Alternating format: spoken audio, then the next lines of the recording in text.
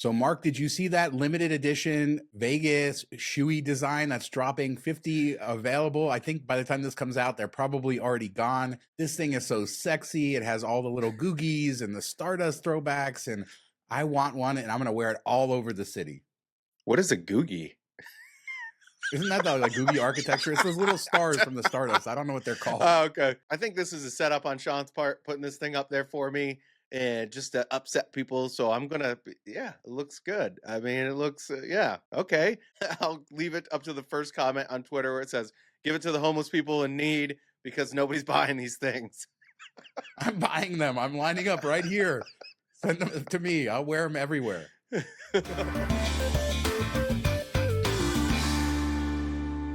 So let's start the show with some good news for locals. How about that? Some love for locals as we've dealt with F1 and all this craziness, and we'll talk about your comments about that later. But 2-for-1 at Wicked Spoon at Cosmo, I guess, just for this week through the 24th. Like, this wasn't advertised, I don't know, but 710 Suited on X, good follow over there, posted it saying you can get that right now. It is $62 for brunch, and they're only open for brunch. So yeah, we're in the days where brunch costs $62, not including champagne. Do you remember where it used to include champagne? Now it's $30 more. Not sure what a deal is, but if you're desperate for a strip buffet and you're a local and you're going in the next couple days, there you go. That's a lot of ifs. That is a lot of no. I think it's a good deal when you're dropping it down to $30 per person for two people. I think that's a pretty solid deal. How does it compare to like Bacchanal? Like, are we talking crab legs and lobster and all that stuff that you're getting at $60? I think there's some value there, if that's the full blown brunch. If we're talking just like your standard run of the mill brunch with like prime rib cut, then that's a bit extreme. Yeah, people, let us know what the current situation is at Wicked Spoon. I haven't eaten there in a few years. Never been a fan. Like, this buffet used to be on everybody's top list, and to me, it never compared to Bacchanal or certainly not Wynn or any of the best ones. Even Aria, I liked their buffet better back in the day when nobody ever talked about it, and they always talked about this. They're known for their individual portions, and I don't know whether they're serving crab legs. I would imagine they are. This is their only sort of service. So yeah, let us know if you've gone recently, if it's good or not. I've had just a couple bad experiences there where I've sort of written off the place, but maybe it's time to go back. Seems like a lot of stuff the end of November is a very foodie centric type thing. We talked about Aria, doing their buffet or pregame thing in the food hall, and then this deal and other ones that we've talked about over the last week or two. It just seems like they're offering a lot of value right now that we don't normally see. So it's cool. Yeah, Aria, I think Vital Vegas shared this. I don't have it on the rundown, but they raised prices on a lot of their food in the food hall. And I saw a picture was like $20, $25 for an entree. I was thinking that $59 tailgate is even better of a deal now if you're talking just like the price of two entrees there. So yeah, it's interesting to see the prices. Keeping up with progress here, Harry Reid International Airport. It's been a couple of years now. I feel like I'm finally used to saying Harry Reid International Airport instead of McCarran, or what I prefer, Las Vegas International Airport. But we talked when they were testing the new sign out on Tropicana, the main entrance sign, but it's now fully lit up. They had their ceremony. It should be going permanently going forward, all the rainbow colors. I love it. It looks good. As a reminder, all of the changes for the name were paid for with private funds, so no government money was used. Yeah, until like 30 to 40 years from now when we need to change the name again because something comes out or the social norms change. I don't know. We talked about this, quite a few times, how I don't like naming things after people because this is what happens. I wish they would have just called it Las Vegas International Airport, but I think the sign looks great. It's cool. It definitely draws your eye to it, and it has a lot of pop to it. So I'm all for the sign. I just wish they would have called it Las Vegas Airport. Yeah, I think it's cool that they put in like a worthy sign and something that people are going to notice as they come into the airport. All the tourists taking Uber, taxi, whatever, that's how you're going to go into the airport for the most part. They did a good job. They spent the money. I think this was the last chip to fall. I mean, it already sort of fell. We talked about this sign a couple months ago, but they just didn't officially get it open until now. But I wonder if there are any spots around the airport where you could still see McCarran, where they just didn't pay to switch it out. Maybe just like, when they remove something and there's like the outskirts of it from the dirt and everything on the side of the building, but they don't paint over it or anything. Maybe we could find some of that stuff. So another day, another Rolex story. God, people don't bring your Rolexes to Las Vegas. Just don't, because it's a sign. It's saying, take advantage of me. So there is this story coming from Fontainebleau where this woman allegedly put in a drug in this guy's drink. So this guy is visiting Vegas with his wife, has a hotel room. His wife is sleeping. He's in the casino having fun. He's at the blue bar. Lady allegedly sits next to him, starts making conversation. About an hour later, dumps something in his drink. Then the guy is seen like kissing the lady, going around the casino. Then he goes to the front desk and he rents a second room for him and this lady. And then he wakes up a few hours later, or actually, his wife discovers him missing, finds out he rented a second room, and security and his wife find him in the second room by himself, confused. I mean, don't get a prostitute when your wife's on the trip with you. Well, don't get a prostitute, period, if you're married or, with somebody, but definitely don't do it when they're sleeping in the same building. Like, this is kind of crazy. But I mean, if he was drugged, like they say, and it seems like the video shows that something definitely went into his drink. But why are you sitting at a bar talking to a lady of the night at 4:30 in the morning anyway? I know sometimes they'll just come up and sit next to you. It happened to you and me when we were sitting there talking once, but we were at the Flamingo, so it wasn't the same level of Yeah, person. it was a But different level, a whole different level of. but she tried to strike up conversation. I kept, being polite. One word answers turned, didn't engage at all. She left after a couple minutes because they're not going to hang around unless they think something can happen. Now, it sounds like this lady definitely is into the robbery aspect of things. So maybe she was just like, I'm going to do this until he turns and I can spike his drink and rob him. But I mean, 16 arrests and she's still out on the street. That kind of blows my mind. Yeah, 16 arrests. And like you said, the video does seemingly show him being drugged. And again, the moral of the story, do not bring your Rolex to Las Vegas. You don't need to show off. Nobody needs to see it. It is just a sign. Because, I mean, how many of these stories have we done where it's a Rolex? It's always a Rolex. Yeah.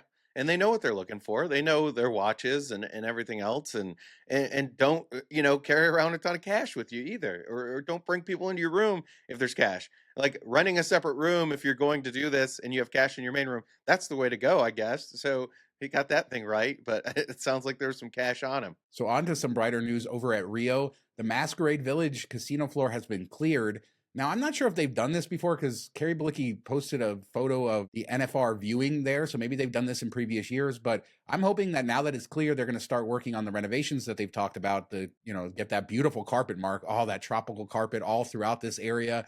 Just imagine how beautiful it will all look. But they are going to have an NFR viewing party, and then hopefully the construction begins. Yeah, it's such a big space. They definitely need to do something with it, and it could be something really cool. I'm glad that they're using it for this in the meantime and giving people a chance to, have some space and have a good viewing party happen while this is going down. But yeah, I'd love to see them kind of rehab that area and do something useful with it. It really is like the potential is there. Yeah, this was the area that really brought the vibe to the Rio. Rio opened with a, Rio Rita and a huge vibe. But when they opened the Masquerade Village with the parade in the sky and the malls and the shops, this really brought the energy to that. And I hope renovating it will do the same. They need to bring shops. They need to bring a lot of energy. It is the deadest area of that casino. And it's so interesting to see it empty. And like I said, I'm assuming the carpet is going to be changed out and we'll get some more of the renovations as they're supposed to start renovating the Masquerade Tower as well. We're still in the middle of this thing here with Rio. So, good to see that. But did you see UNLV's response? On the last show, we talked about that crazy pizza chicken tender situation, $600 something at the UNLV game. And they doubled down. They filmed one of the UNLV players eating pizza rock, saying, forget about the price tag. It's not about the money.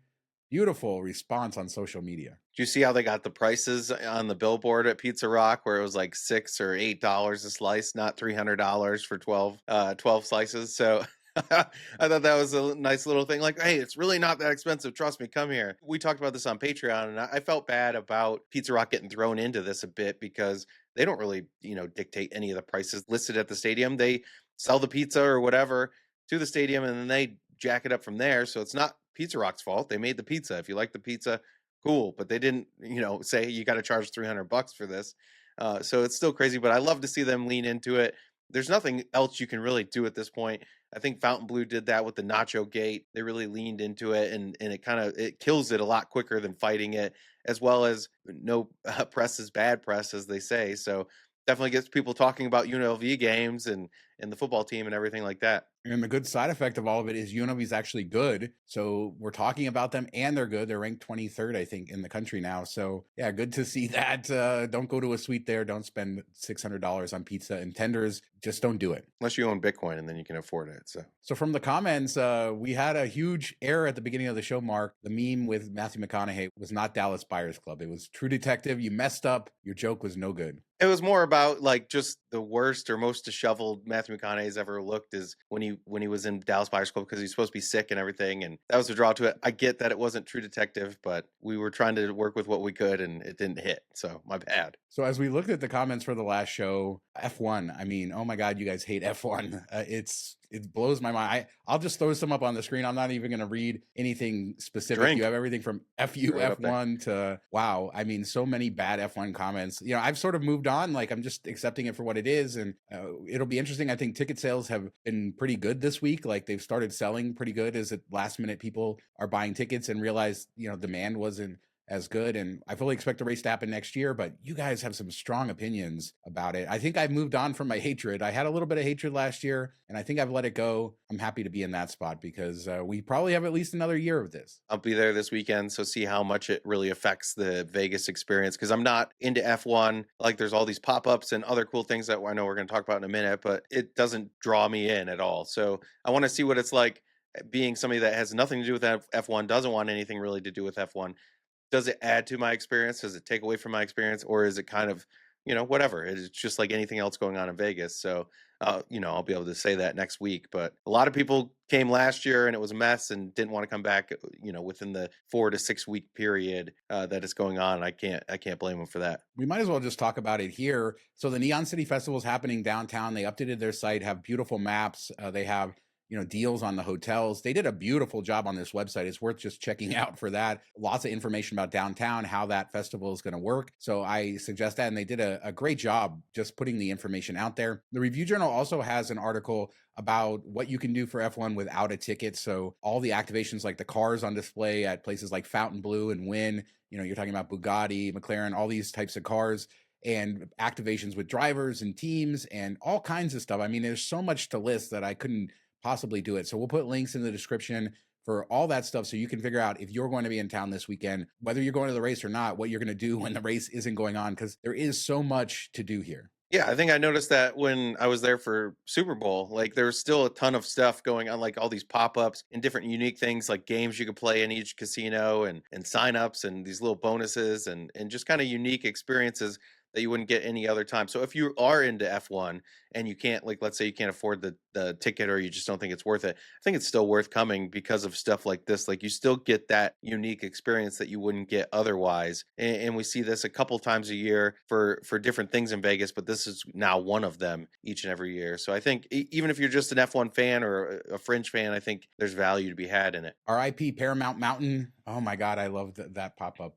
It's all gone now. It's all gone now. As a reminder, we have our Patreon. $5 a month gets you access to our weekly after show. This week's was a wild one. Lots of fun behind the channel, behind Vegas. Patreon.com/MTM Vegas for all the information. And thanks to everybody who supports us over there. So the Mount Charleston Lodge burned down a couple of years ago, and we had earlier this year some renderings of what it might look like.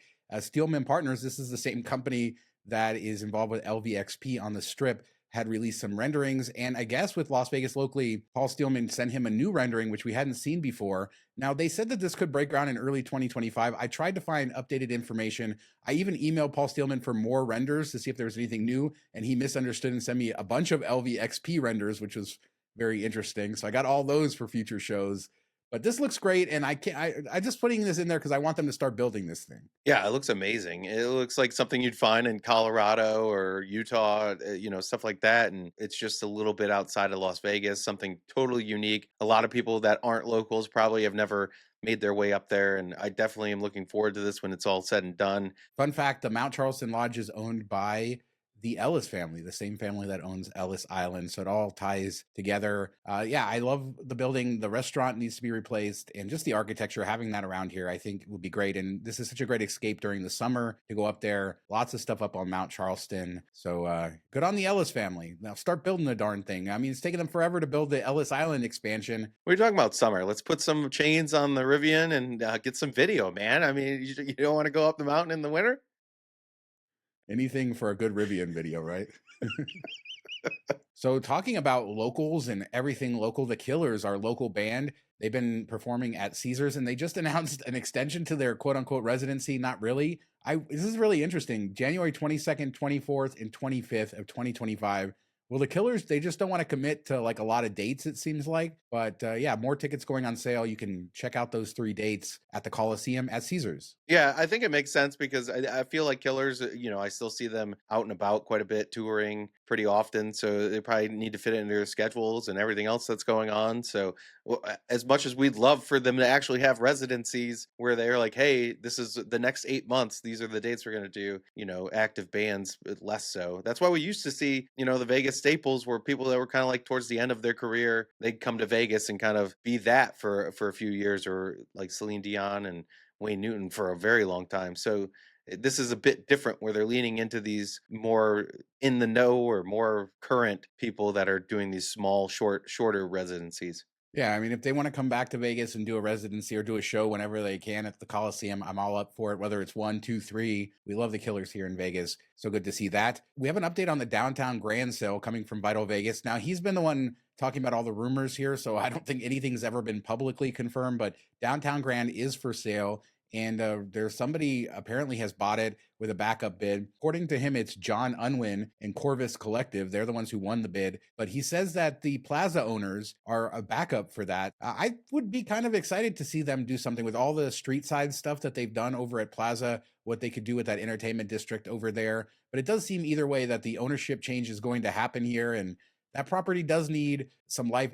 Rooms are really good. Like there's so much going for it. It's just the Yeah. location. I think it's the location. Yeah, we talked about the rooftop pool bar is really cool, atmosphere, and the casino's decent. The rooms have been refreshed, and it just seems like this place never can quite get off the ground and really make any money. So I kind of hope that Plaza does it because I think that they've proven that they can take a property that most people didn't think about or was kind of like a also ran, and now it's one of the more popular destinations on Fremont Street, and they kind of did that out of nowhere. And I think they have that vision, and I think that they could make a go of it at the downtown Grand, and I think they could turn what has great bones into something worthwhile. Yeah, so we'll see. Hopefully, we'll get news of that soon. But there is news that the Raiders are sold. We talked to Mark Davis, moves the Raiders to Vegas. What are the estimates that it's worth 5 or 6x what it was worth in Oakland? And then, of course, a couple months ago, he sold part of the team to Tom Brady and some partners, I think 10.5% of the team. And now he has just sold another 15% to 2 guys, Silver Lake co-CEO Egon Durbin and Discovery Land Company chairman Michael Meldman. So a couple of rich dudes buying 7.5% of the Raiders each, and Mark Davis cashing in, and he still retains control of the team. So good for him. Yeah, I mean, it's why Bill Belichick's still looking for a coaching job because paying for a 21-year-old is expensive. Gotta get that money. Oh, God. Good for him. Good for them, Yeah. and good for him, and good for all of them. And on to our final story. Big news over at Treasure Island. And this is another one Vital Vegas is reporting, but the Review Journal has also chimed in. And on a side note, the Review Journal actually gave Vital Vegas credit for this, which was super interesting because I don't know Wasn't if I've Johnny ever Katz. seen that before. Yeah, no, there was no link or anything, but it actually said Vital Vegas. But Senor Frogs is supposedly closing. It's up for lease over at Treasure Island. It opened in 2012, and Senor Frogs is that brand where you get off a cruise ship in Mexico, there's a Senor Frogs, any of the tourist destinations, and it brings that sort of lively atmosphere. But I've never really seen that at the Vegas location. I mean, every time I'm by there, it's pretty tame. And the couple times I've been in there for drinks and stuff, not like the Mexico party atmosphere. But yeah, apparently it is closing along with the Yacht Club, which is the little restaurant that opened next door. That just opened last year. So I don't know what's going on. Yeah, I think part of it is, they're not having the draw. You don't have the show outside. There's not a premium for those seats anymore that you might have sat there for an hour waiting for the show to start and paid for several drinks trying to get outside or up against the window, all those type of things. So I'm sure that hurt it some. And like you said, it's just no atmosphere. I walked through there Super Bowl weekend. There was literally 0 people in the upstairs section. It's a massive restaurant, like one of the bigger ones in Vegas, and they just never could fill it. And it always felt a little bit off. And like you said, like it seems like it'd be the perfect vibe for Vegas, but you probably have to attach it to the right property and all that stuff. But I've been to the one in the Bahamas and stuff. I had a great time. It's all like giving out free shots, having drinks, pouring stuff down your throat, like getting an atmosphere going that they just don't even try to do in Vegas. And maybe that's just part of the rules or what they can and can't do. I don't know, but yeah, it just never really hit. And I'm surprised they lasted that this long, to be honest. Yeah, I mean, it is a perfect location. So you have to think something going in there could do well. It is a little weird that you basically have to enter through the casino. I do believe they have an outdoor entrance, but I think it's They always do. Yeah. closed. But it's always tells you to go to the hostess stand around the side. Like they need to make that strip entrance very opening and inviting to bring people in. They need to change the space up a little bit. I don't think that they've done a lot of renovations to it since it opened, and it's had several. I think it was a lounge at one point. It's had so many different iterations over the years, but it's a prime thing right on the strip. I mean, they opened that up a little bit. I have to think that there's going to be somebody wanting to go in there, but yes, strip entrance. Nobody cares about walking in Treasure Island to go inside. I'm sorry, but that's really what's important. Let's open everything up, like open air, bring the outside inside. There's a lot you could do with it. It's going to be tough because of the space you have to fill, and I'm sure the rent is just astronomical for something that large. But I hope they do something cool with it. It definitely is one of the better locations in that area of what you could put something on that's fun. You can get people there if you build the right atmosphere. Bring back the sirens, bring back the show, the fire, the ships, all of that, and people will line up. But that will never happen.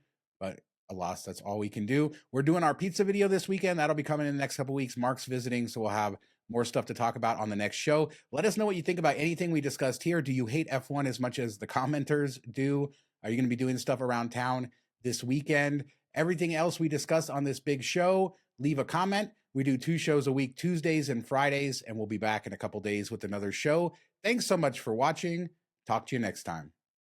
Have a good weekend, everybody.